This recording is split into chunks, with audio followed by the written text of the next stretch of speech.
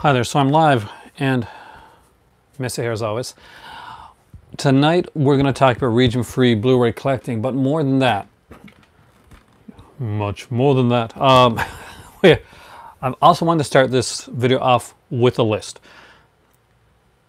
I think it's a great icebreaker, especially when I'm not quite sure and I can't gauge how many people are actually going to be in the live portion of the chat, especially on this Saturday. You guys are probably out doing all kinds of exciting things. And I'm trying to nail down a time, like at least kind of like semi, hey Handy, how's it going? Like consistent time for the chats a little bit more so you guys will know. So, and I'm trying to do more. Hey, DVD QE. G'day, mate. I have a horrible Australian accent. So here we go. So what I'm going to do first, because I was asked this question a while back, what my favorite Criterion is. Well, if you watched my video last night, you know my favorite Criterion that I got in my, hey Chad, welcome dude. Well, you know my favorite collection that I got, Criterion that I now have in my collection is that's obviously the Bergman set. It's massive, it's awesome, but that wouldn't be fair. So what I did was I grabbed 12 of what are my personal top Criterions that I have in my collection right now. So if you are collecting Criterion and you know got these fantastic, if it's ones that you don't have with, you know, with the sales and stuff that come up with Criterion, the flash sales and the Barnes & Noble sale, maybe this can like put you onto something that that you may have not have thought of. Is thought even a word? I don't think thought's a word. So, hey Scholar, feel free to give me your ideas. So I'm not going to do them in like any really particular order, like top 12 type of thing. I'm just going to give you the 12 of my favorite Criterions, and we're going to talk about region-free collecting as well tonight. And we're going to look into, we'll probably go around the movie library, look into some companies that I really like and that I collect, and we'll see how much messier my hair will get by the end of this video. So, number 12. There we go. That's my my voice, my number voice, I guess. And this one is a Powell Pressburger film. I'm a huge fan of Powell and Pressburger. I love their stuff. And but my favorite usually isn't the one that most people choose. But I think it's a beautiful film. It's brilliant. It has aspects of the thriller into it. Most people call this like kind of a drama. But the girl that plays the nun, the like the creepy nun. Hey Jabbit, how's it going, man? Is puts it into that like Fatal Attraction style of territory. And that movie is of course Black Narcissus. Now, if you've never seen Black Narcissus, I don't have a large collection of Scholar. Actually, I wish I did. Is 93 on the Criterion list, and if you're a fan of Powell and Pressburger, it's a very accessible film, really easy to get into, great features on here. And if you've ever seen any of their films like The Red Shoes or The Death of Colonel Blimp, amazing cinematography. I agree, and that's one of their, you know, their stock and trades. But this one, it really does stand out for me. And I know most people will go with like The Red Shoes or something like that. This is incredible, and I do agree with Javid there. hey Tommy, welcome. So this one here, and just to open up a bit so you guys can see, they do such amazingly gorgeous work. So number 93 in the Criterion collection is my number 12 choice right now, Black Narcissus. Now I'm doing regular Criterions. I'm going to save box sets for another time, but we can maybe talk a bit more about them as well. Yeah, Javed, I was completely shocked yesterday when I got my presents 2 weeks early. That was shocking. But when my better half handed me my gifts were done in three gift bags. So she handed me the first gift bag, and that had the Outer Limits stuff in it. And then she handed me the second gift bag, and that had the Indicator stuff and the and the now to print When a Stranger Calls set. I was stoked. I had no idea what was in the third bag. I thought it would be like maybe a Scream Factory, something like that. And they handed me the third one, and it was like heavy as heck. And I opened it up, and Aaron got speechless. That's...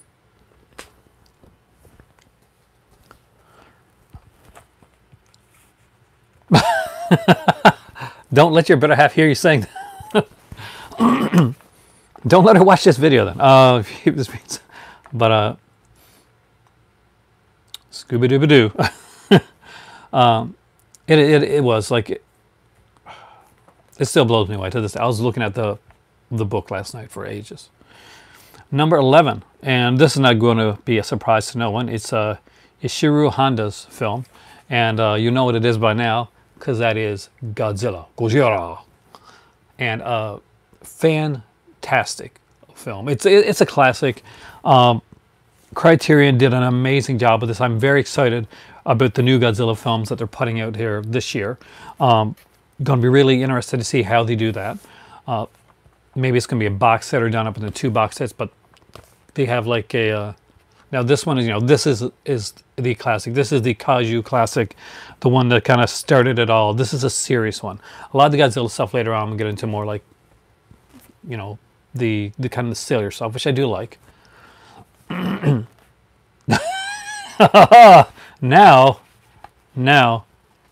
I have to. See, when... Doesn't come with 5?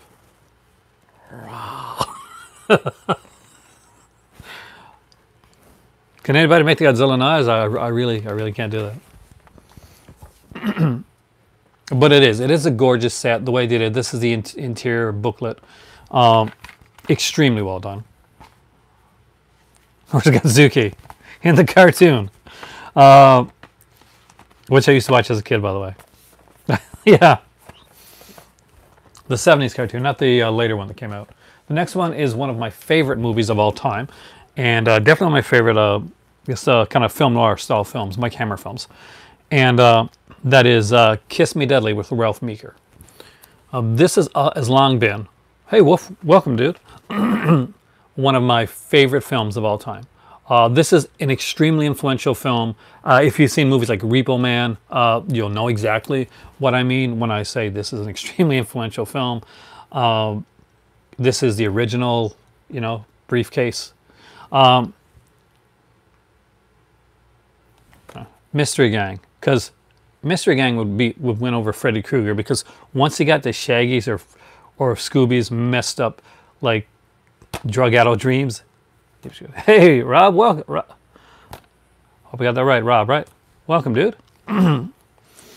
So this is number 10 on my top 12 Criterion list. Definitely one that everybody should have. It's a fantastic film. I love the way it's done to represent like a pulp mystery novel, like the ones you'd see back in the day. Criterion did an amazing job with this one. Do you like Kiss Me Deadly, Wolf? Do you have this one? Because if you don't, I really do recommend it. Mickey Spillane's latest H-bomb, which you'll understand if you've seen the film. Ralph Meeker is fantastic in this. We got great features in this one here, by the way. This is number 568 in the Criterion Collection, by the way, just so you know. For the 594 is the Godzilla. Was the Godzilla. But the features on this are fantastic.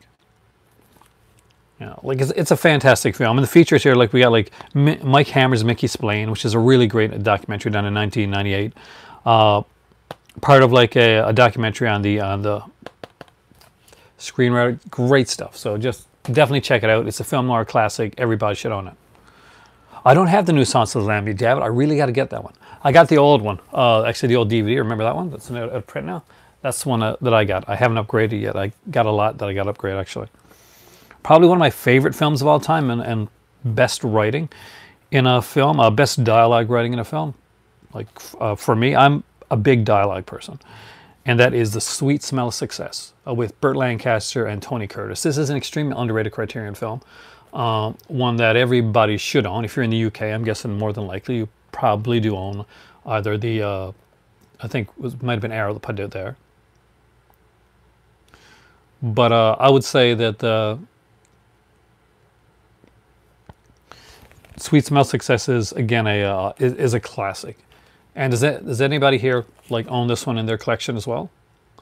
Because it is one that I will definitely say, hands down, should be owned. It's a plus. And there's some great stuff here. We got McKendrick, The Man Who Walked Away. I would never think of it as a musical, but interesting. Was there a musical version of this, you mean? Or we got, yeah, which is a fantastic documentary about the director. We got a James Wong Ho cinematographer. You know, we got a documentary on him as well. A great booklet. 0 hits with your collection? Then that's good, because these are ones that you can get. Sweet Smell Success, I really strongly do recommend, Scalder. If you've never seen it, you can check out the, the trailer. This is number 5. It's in the 500s, 555. And John Lithgow, I'm like, oh man, I would like to see that. That sounds interesting. Yeah, this is one of the better. And Lancaster is so good in this role. It amazes me how underrated, like, both Tony Curtis and Burt Lancaster have become over the years. So many, not enough people actually talk about them and the work that they've done and the breadth of work that they've done as well. For me, this is one of Lancaster's best roles. It's just, it's haunting. I really do like that one. Next up is a bit of a thicker one. Criterion's mostly are Region A, but yeah, as you know, Criterion has started to do Region 2 releases coming over there. And if you get yourself a Region Free player, hey Corey, welcome, dude. Then you can get Region A or B won't matter to you anymore, or even C. So next up is an Anthony Mann film, and I'm a huge Barbara Stanwyck fan. I'm a huge fan of Anthony Mann as a director, and this movie is one that I ended up watching over and over again. It's a fantastic movie, and that is The Furies. If you have yet to pick this one up, it's I think this one kind of flies under the radar of a lot of people when it comes to Criterion for some reason. Like everybody who mentioned, like the Wes Andersons or stuff like this, but this is a fantastic film. Hey, you do get a book with The Furies.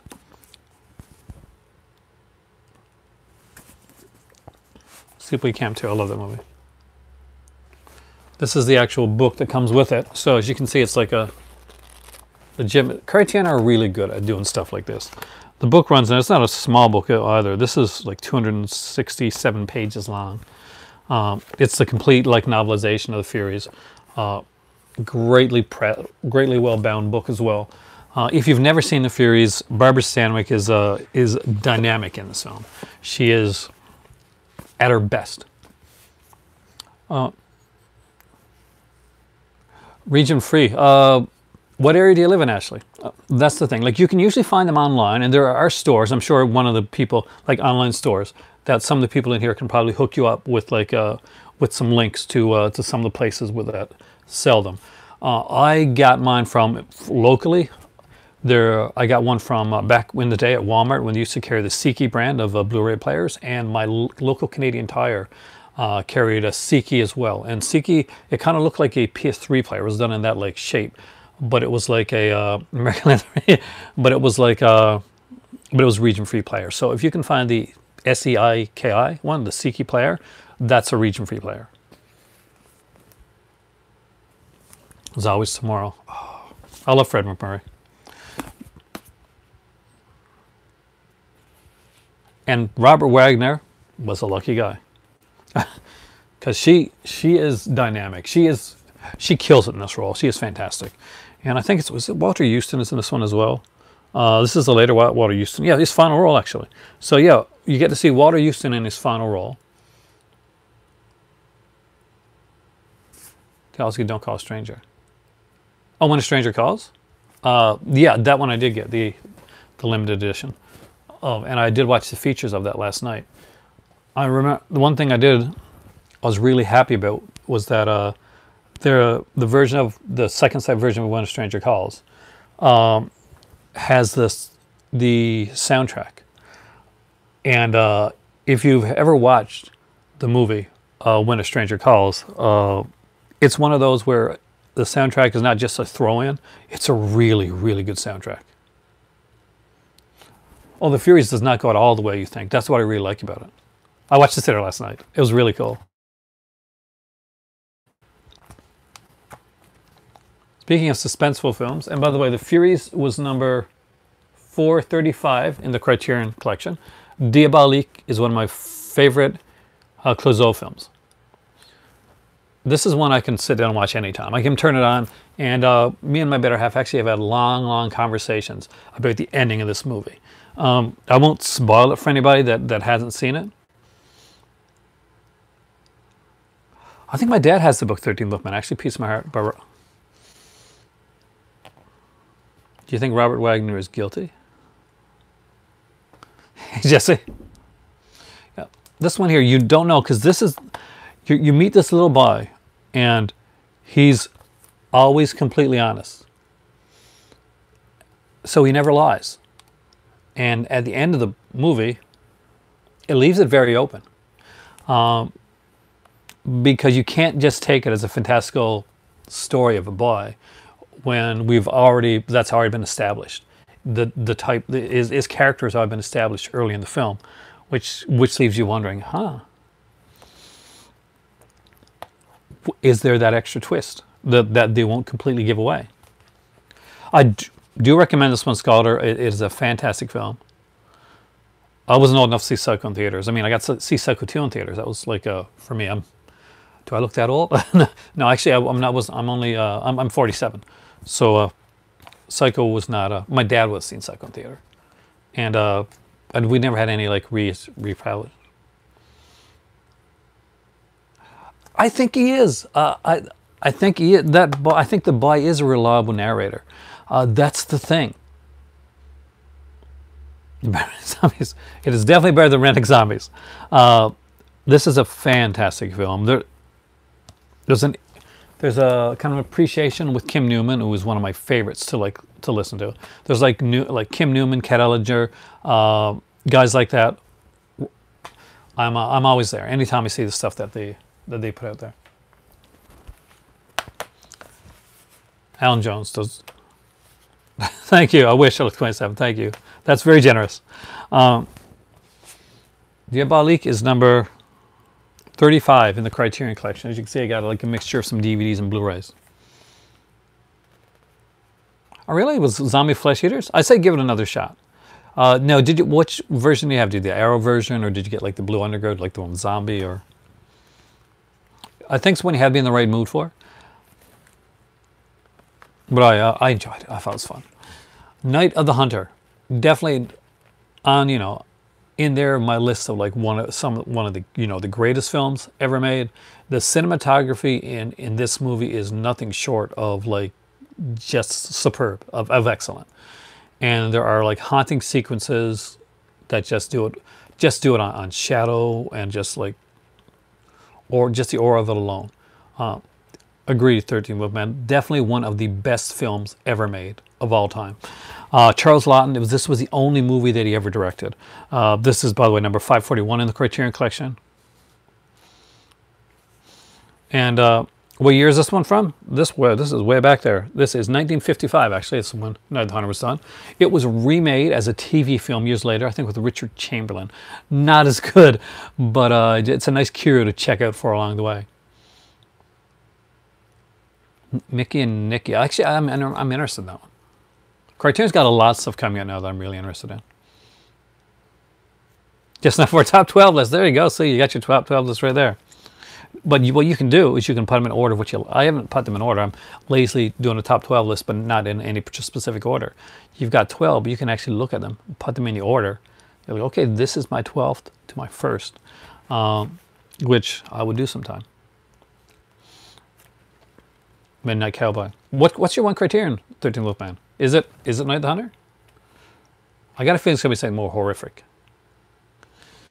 The Barnes & Noble sale Warlock's going to be... I'm very excited about that. Chasing Amy. Oh. good movie. No, I can't say I'm surprised, but I'm actually surprised this one didn't come on your list.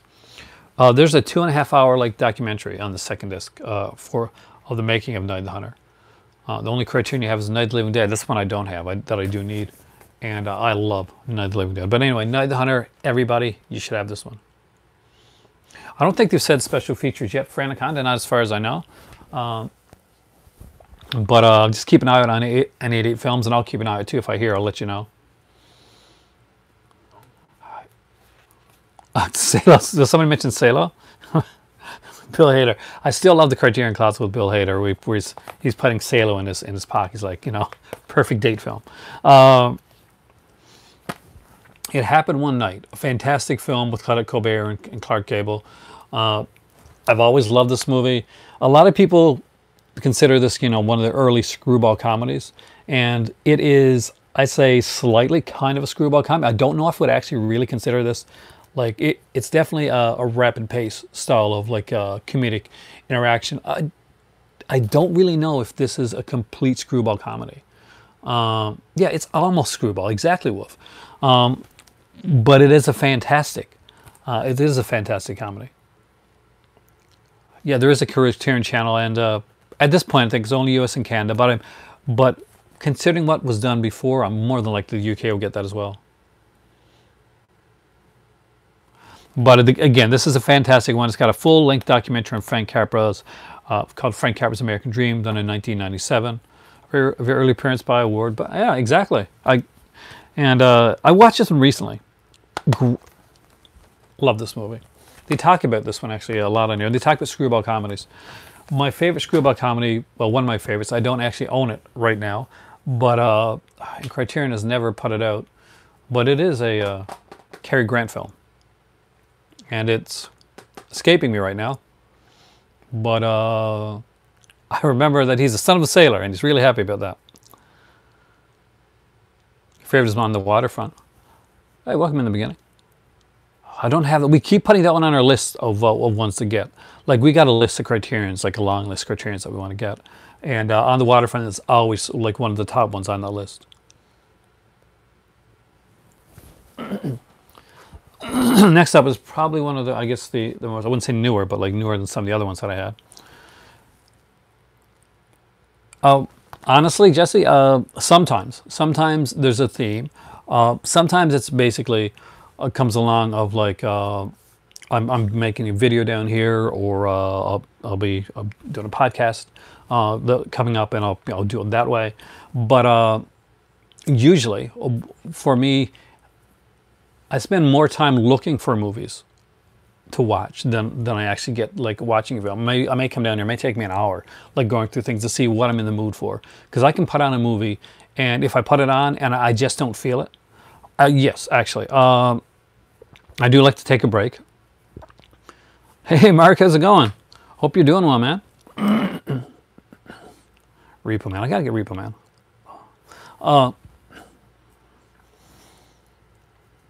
But yeah, I like right now I'm getting to the point where I want to pick up certain things here or there, but I'm very kind of happy like where my collection is and where my collection's going. I don't feel like the need as much to like I need 13 movies this week, right? It's I find I watch more now than I did like about a couple months ago. But I'm kind of in that ready to go on vacation mode, if you know what I mean. I just wouldn't mind like being on a beach, spend a week or two, where I just want to just like sit down and just relax. I'll get my Friday 13th videos, but I'm not sure if it'll get me in this video, but I promise you I'll be in a video soon. Next up is number 562. A lot of 500 ones and 500s there. Surf Nazis must have. Bosch from Brazil. I love Bosch from Brazil, actually. Is Blowout.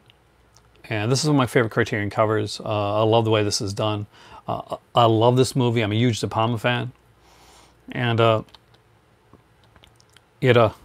it sticks with me. Now, we want to talk about like sometimes needing to, like things getting too intense and needing to take a break. Blowout is one of those fantastic films. I'm a huge De Palma fan. Your favorite? That's your favorite, like Travolta? Actually, yeah, probably is my favorite Travolta too. I like Grease though. But this again, it's fantastic. There's a great interview with Brian De Palma, and before the documentary. Before the De Palma documentary came around, like this was the way, because Brian De Palma didn't do a lot of like interviews, so this was like kind of the best way to actually like to hear about De Palma. I'm a huge De Palma fan. This actually has a second film on here, like one done in 1967 with I don't think it wasn't his thing, and I understand that. Like I like Roger Ebert, and he doesn't like a lot of and he didn't like a lot of the movies that I liked as well. But I can respect him as an artist. What he you know, we just have different like varying opinions. I thought it was just kind of funny with what he did with with the slasher aspect of the film, and it was a really actually if he wanted to do a slasher, he could do it because that opening is not bad. Murder a la Mode is on here as well, and that's got oh God. Finley in it, actually William Finley, from another one of my favorite De Palma films, and that's Phantom of the Paradise.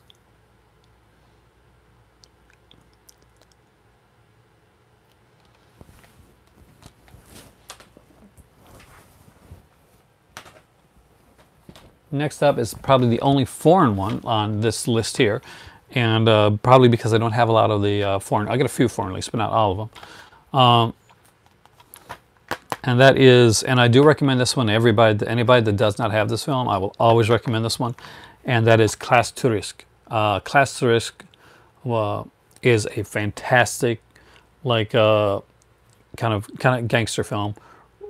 Real, really good, and just an amazing cast. We got Lino Ventura here, Jean-Paul Belmondo. You know, is fantastic in this. Javid, it's actually really good. Basically, this is a true story, actually.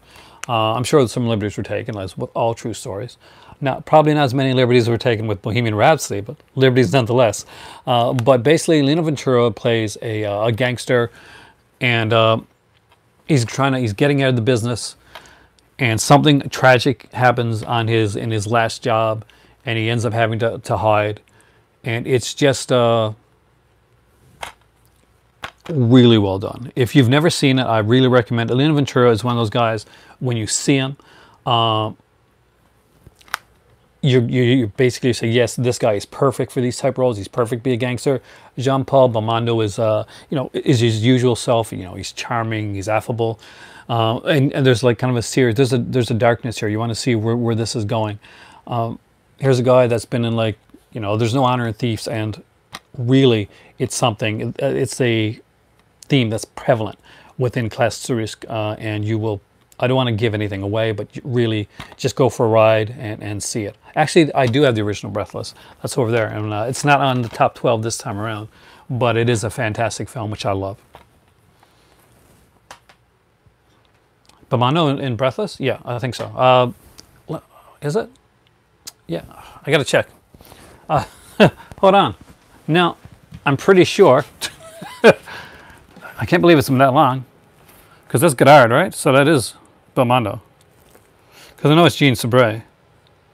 Oh yeah, of course. Sorry, I just like had a moment, like a brain freeze moment. Yeah, of course. The original Breathless is Jean-Paul Belmondo, and the 1980s remake actually used Richard Gere. Oh, there you go. But yeah, but the original. See the original. That's really, really good. Although, there's nothing wrong with the Richard Gere, the comic book loving character from the remake. But I really recommend the original Breathless. It's a fantastic film, and it's a fantastic set. Oh, you do it, man. Just remember, you never know what's around the next corner, and what's around the next corner could be fantastic. Here's straight. He has different choices, but I do like Gere. Richard Gere is an actor that I do like the stuff he does. And he takes chances. I like that. Next up is a fantastic comedy, and it's a silent comedy, and it is one of my all-time favorites. This is one of my favorite packages that Crierion's put out, and that is Harold Lloyd's Safety Last. I think that some of the emoting thing that comes from his Buddhist ideas too.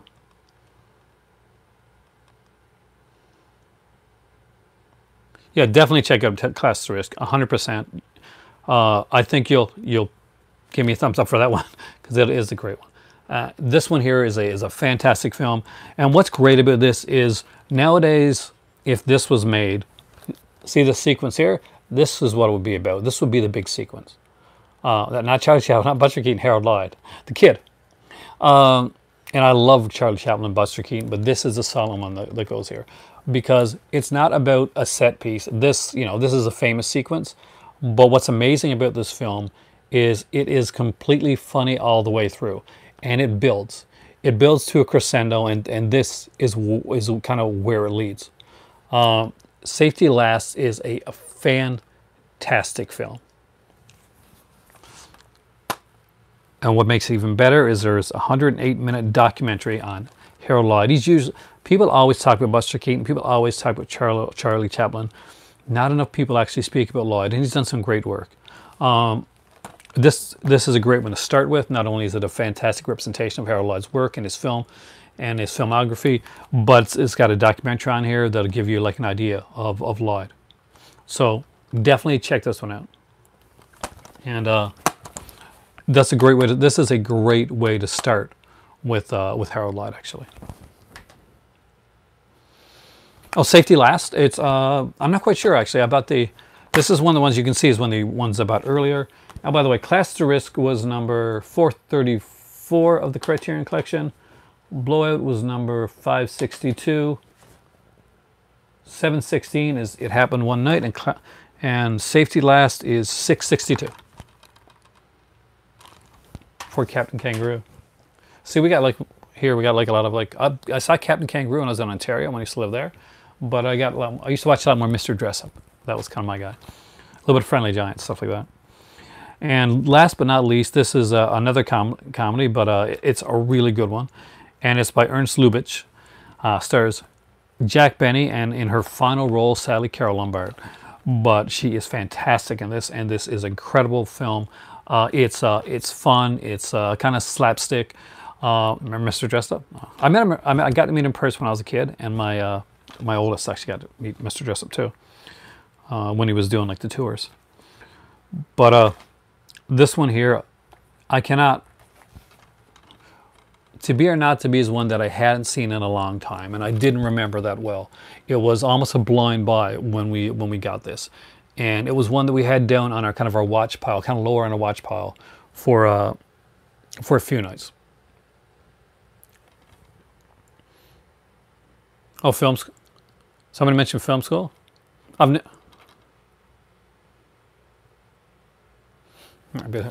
is. It's a great comedy. It's a dark comedy, and it just shows you that Jack Benny can, he could definitely go there with the best of them, and. I really do really love this film. And I like the relationship between Jack Benny and Carol Lombard. It's very modern actually with the way that they are. It's very it's slapsticky, very dark style film. Oh, The Great Dictator, yeah, The Great Dictator is fantastic, but like The Skull on the Case. It is really good, and it's a super dark film. So there you go. These are my right now top 12 Criterion single releases. Obviously, as of right now, my top Criterion release is definitely the Bergman set. That's the biggie. Well, I'm just looking here, and I'm kind of like how my hair can just go in so many different directions at the same time and still have so little of it. It amazes me. I don't have the Night of the Living Dead set because I'm sure Warlock, if I did have it, that would definitely be on my top 12 list. It's one that I am looking forward to getting, and I got some birthday money coming my way. So remind you of Charlie Brown. Most people say Tintin because my hair tends to sweep up a lot of the time, and so I usually make a joke of being like the love child between Tintin and Captain Haddock. You had to be fairly confident to come on here and be able to say that. So there you go. But yeah, it's Night Living Dead is one of those that I do need to have. Night Living Dead and Carnival of Souls are two of the top ones on my list that I do need to pick up. It's going to be interesting to see young Howard. I actually take that as a huge compliment. I'm a huge Howard Hesseman fan. From WKRP and like the movies. It's so weird because he plays such different characters. You see him in movies where he's playing like this completely like stiff, mean, like horrible person, and then you'll see him like playing like this druggy hippie style character on WKRP, which is so awesome. Watership Down's another fantastic one. Doesn't have the longer cut. Damn. They put out a DVD of that one earlier, didn't they? Did the original DVD of that Criterion put out of Carnival of Souls have the longer cut on it? See, at least they're honest about it. At least you can find out that the longer cut's not on it, and you don't have to get it in the mail and say, "Oh, look, this is 75 minutes long and not 88 minutes. Wonder what went wrong there." You guys know what I'm talking about. You guys know what I'm talking about. But yeah, I wanted to spend the whole episode in the near future, like going over Criterion. I want to spend an whole episode going over the Ingmar Bergman set, like actually talking about that. But I got to dive into it a bit first. I did start to watch it was too late to watch an actual film last night, so I just dove into the features for the When a Stranger Calls set. For those who don't have it or haven't picked it up yet and are thinking of doing so, I do recommend looking for it. It's a good one, and I know that Scream Factory is putting out an edition of When a Stranger Calls. I don't think it's going to have the gravitas behind it that the Second Sight one does. When Second Sight puts out a special edition, if it's something you like, I recommend grabbing it. So what comes in set 13 Wolfman? There is the there's a poster which has the new artwork and the original poster art on there as well. It's great. That would get me good views. That's one of the first videos. Don did it, Martin. I gotta have. It also has the soundtrack, the CD soundtrack, and I cannot stress it enough when I say this is an amazing score. When a Stranger Calls has an amazing score. The soundtrack has to be got. It has to be listened to. Don't Look Now is an editing masterclass in a box. Is what Don't Look Now is, to be completely honest with you. It has the original film, of course, When a Stranger Calls. It has the sequel, When a Stranger Calls Back. Actually, I agree. I do find When a Stranger Calls Back just a bit better, but I do love them both. And as we mentioned on here, The Sitter, the original short film that started it all, is on there as well. Along with that, there's also a bunch of interviews with Carol Kane, with the guy that did the music, with the director Fred Walton. There's a great interview with him on there as well. It is the ultimate, it's the total package. If you've ever been interested in A Stranger Calls and the sequel film, definitely Warlock. You got fantastic. I do recommend, if you can get your hands on it, definitely get it. I got the Severin one of the Changeling, so I'm good with that one for right now. But yeah, it's honestly, if you can get your hands on it, definitely I recommend grabbing When a Stranger Calls. It is that good. I'm not sure if you saw my video. I don't think you were here with 13 Wolfman last night when I did my unboxing for my birthday gift videos. Well, 2 years early, 2 weeks early birthday gift. But I did an unboxing and I showed the poster and all that, and it's just incredible. I'm going to do a video actually going through the entire set. I have seen Wild Strawberries, but it's been years upon years ago. It's it's a Bergman film that I really like.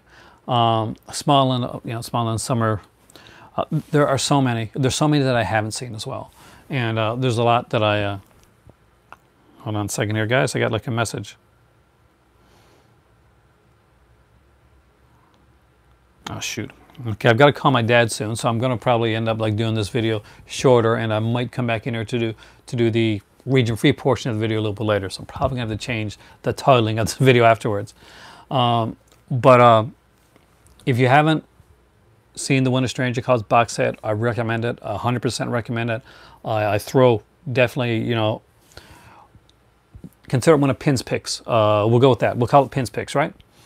When it comes to, you know, if you've been on the fence about the Bergman set and you're wondering if it's worth it for the price, it's worth it for the original price.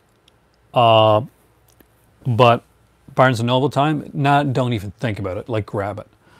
Cujo, I'm thinking about Cujo. Good film, not my favorite. Like, it's a really good film, but I'm not sure if it's something that, you know, where I don't need to get a setup. Have a fantastic night. I hope the snow doesn't hit you too bad there, Mark, and keep the positivity up. Everything will be okay. You're always welcome here in the movie club. It's a nice place to relax. Enjoy your evening. You think it's a must pick up? I'm on the fence. I think Bergman Sculptor is like again, it's like, it's bleak, right? But it's bleak in a great way. Beethoven. I saw Beethoven in the theater, actually. I saw it as a double feature with Weekend at Bernie's. Love Bergman and Kurosawa. See here, I'm same here. I want it, but I got. The thing is, you can't pick up everything, and I do. I don't know if I get it right away. I'm a D. Wallace fan. I'm a fan of Cujo, but the thing is, I want to travel within the next year. So I'm going to be very selective with the things that I get.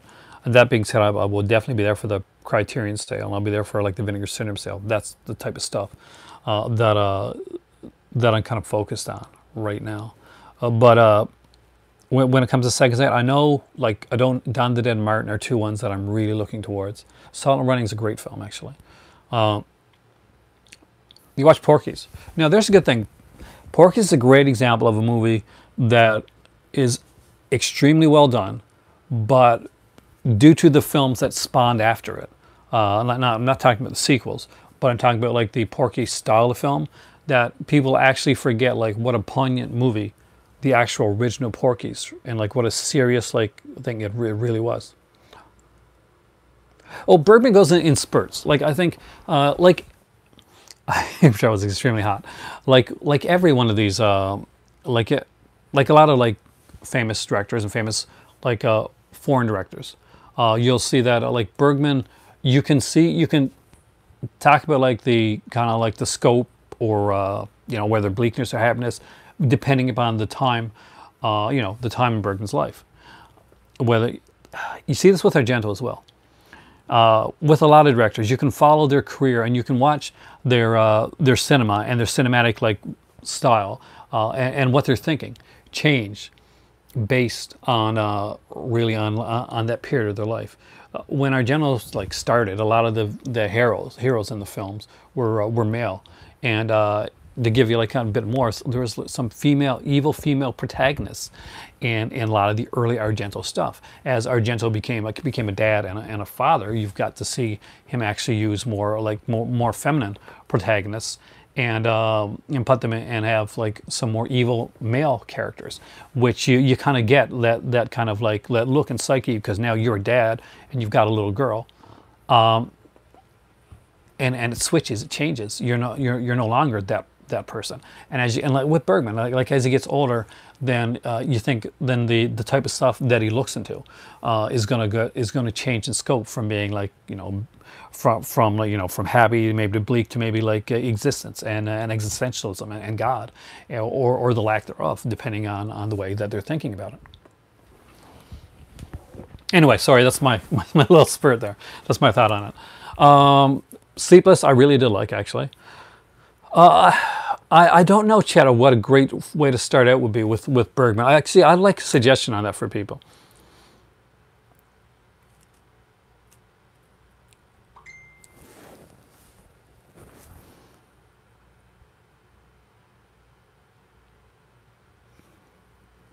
One sec.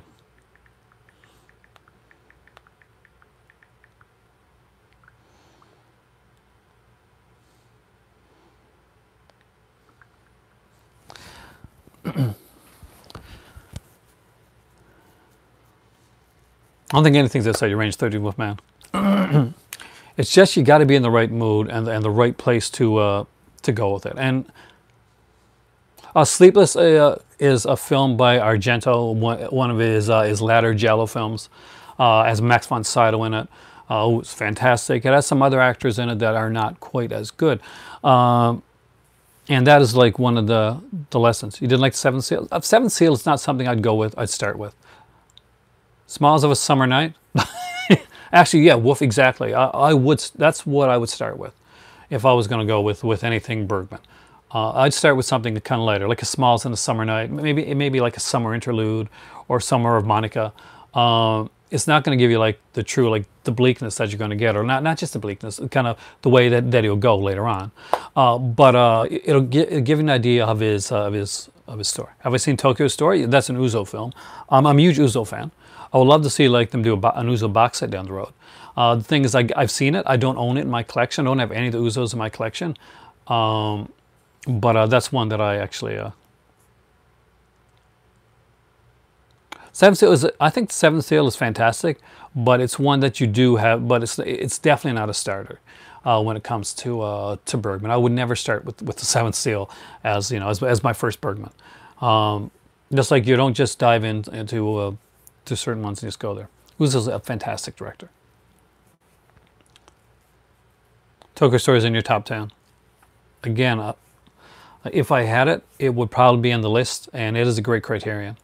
There are so many, like Criterion has done so much great stuff, and definitely a company that I do have to look into more. I plan to do like a region-free portion of this one. Train to Busan is fantastic, Adrian. I really like that one. I actually also, if you got Shudder, which is the horror streaming service, they have on that the animated prequel of Train to Busan, and I think that's really good as well. So if you haven't checked that out yet, I do recommend giving that one a watch as well. But I didn't want to, like, I didn't plan to make this a shorter video, but my dad actually is like needs some help there. It is a zombie film, but it's a really good zombie film. So if you felt like you've been like kind of like done on zombies for a while, and you're like, do I really want to see another zombie film? Train to Busan is one that I would recommend seeing. It's good enough that you're going to say, you know, it's a fresh take. It's neat. It's good, and it's very well done. And I do recommend checking out the animated prequel as well. It's not a throwaway. It's actually a really good film. And with that being said, guys, I got to put my Criterions back.